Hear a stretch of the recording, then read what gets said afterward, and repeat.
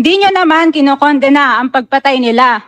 Ang kinokondena nyo ngayon ay ang dalawang naging most trusted leaders ng bansa na todo effort protektahan ang milyong-milyong mga Pilipino.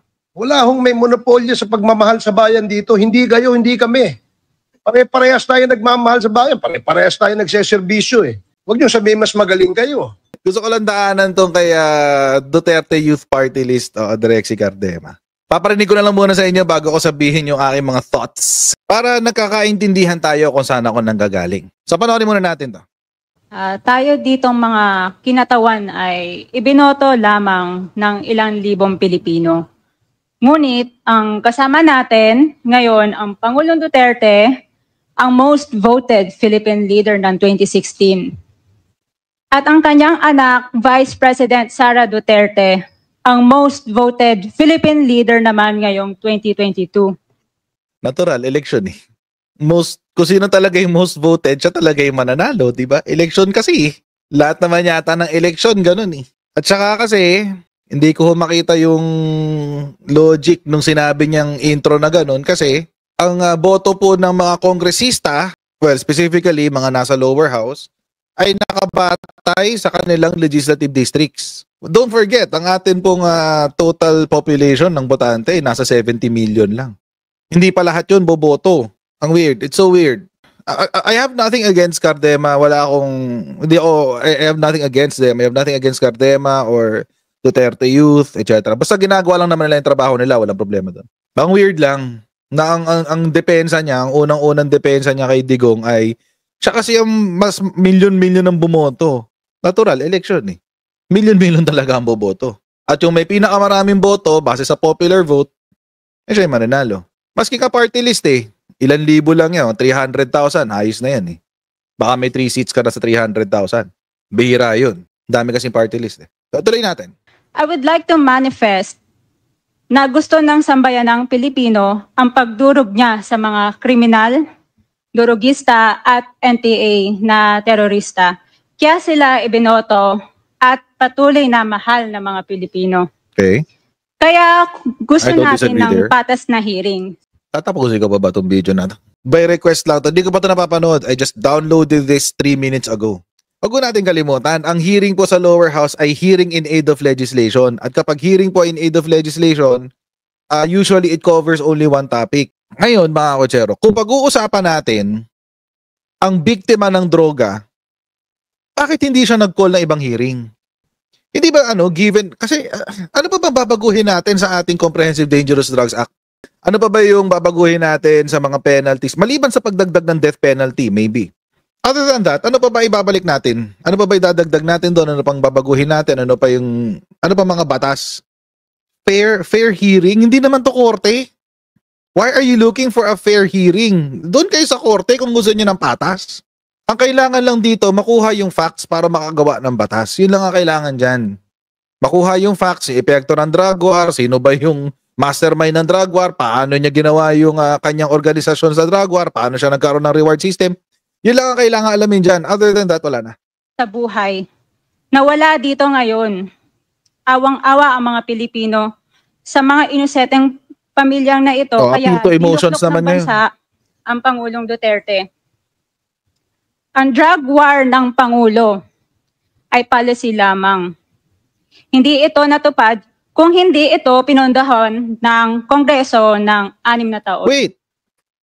Yun nga yung problema dun eh. It is a policy at napondohan siya.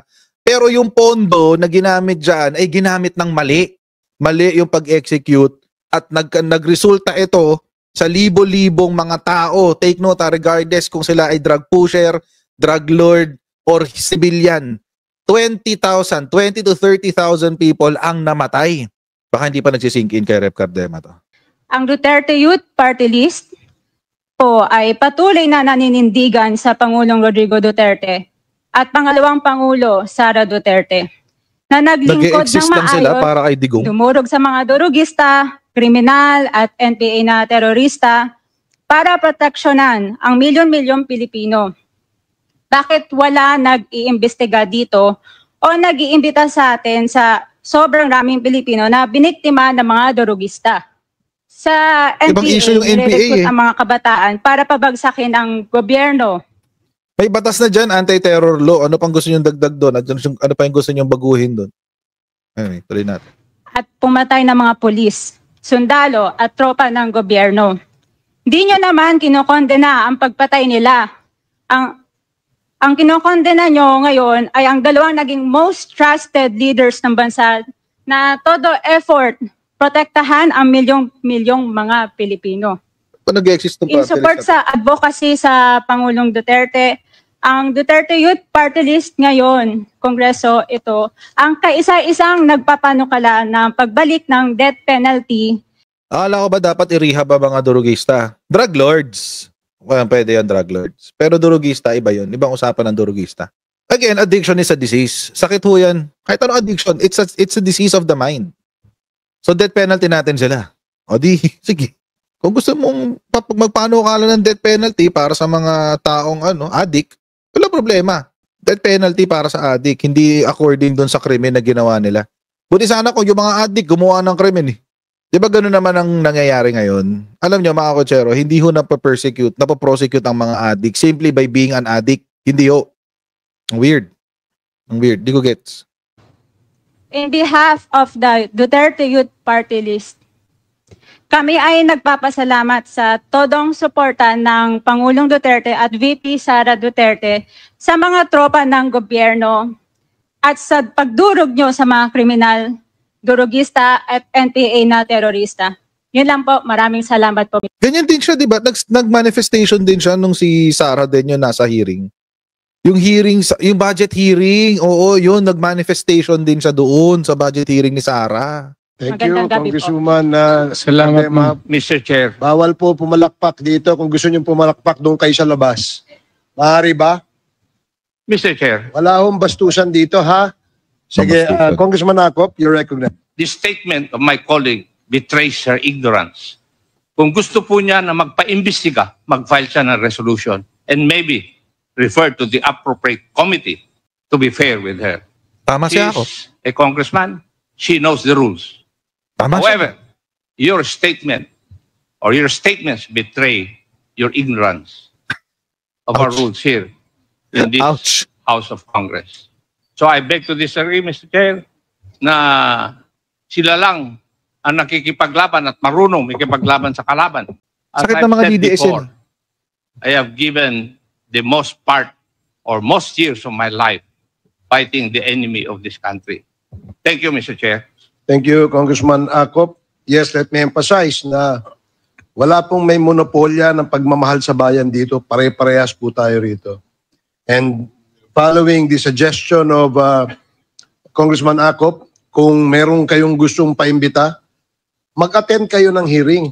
Ayun. Hindi yung a-attend kayo kapag andito lang ang dating Pangulo, ang ating Vice Presidente. Ayun, Umattend patay. kayo. This committee hearing, this Quadcom, makes announcements of all its hearings. Di kasi kayo From umaatin. here on, we want to see you in our hearing, and please submit to the committee secretary all the persons you want to be invited. Wala hong ano yan. Wala hong ano yan. Kung sino yung gusto niyang imbitahan, pwede po yan. Gusto ko lamang pong liwanagin na wala hong may monopolyo sa pagmamahal sa bayan dito. Hindi kayo, hindi kami. Pare-parehas tayo nagmamahal sa bayan. Pare-parehas tayo nagseserbisyo eh. Diba? Huwag niyo sabihin mas magaling kayo. Dahil kami, hindi naman namin sasabihin magaling kami. Pero kung pagmamahal sa bayan, pare-parehas tayo. Huwag niyong sosolohin yan. Alam niyo mga kotsero, sakit ng DDS yan eh. Akala mo sila lang ang sila lang ang may pagmamahal sa bansa. Sila lang, at saka si Duterte lang ang kaya magmahal sa bansa. Kapag kumukontra ka sa kanila, sasabihin nila, di mo mahal ang bansa kasi ganito ka, hindi mo gusto si Digong kaya di mo mahal ang bansa. Kailan pa nangyari yun? Paano nung wala si Digong? Paano nung panahon na wala si Digong, ibig sabihin walang taong nagmamahal sa bansa kasi wala si Duterte? My goodness! Ano ba pinaglalaban nila? Sino ba pinaglalaban nila?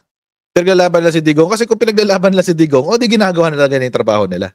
Pero kung sinasabi nila na, ewan ko, pinoprotektahan ang sektor ng kabataan, then, alin doon? Sakit talaga ng mga DDS yan eh. Tira nyo kahit sinong DDS ang kausapin nyo. Ganyan sila mag-isip. Feeling nila sila lang ang nagmamahal sa bansa.